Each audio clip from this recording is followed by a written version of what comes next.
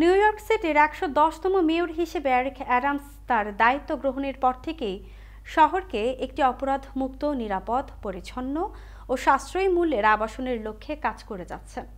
২০২৪ সালেও তার ব্যতিক্রম ছিল না।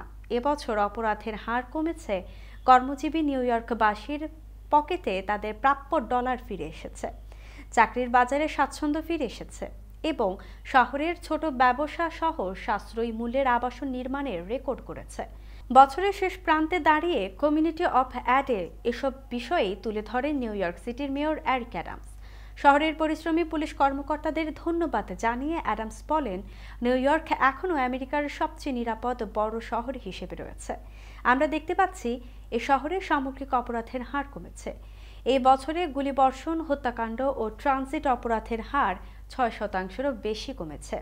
অ্যাডামস প্রশাসন দ্বারা ২০২৩ সালে চার্চ সেফ, রাইট সেফ পরিকল্পনাটি প্রবর্তনের পর থেকে লিথিয়াম আয়ন ব্যাটারি থেকে সৃষ্ট অগ্নিকাণ্ডে মৃত্যুর হার ৭২% কমেছে।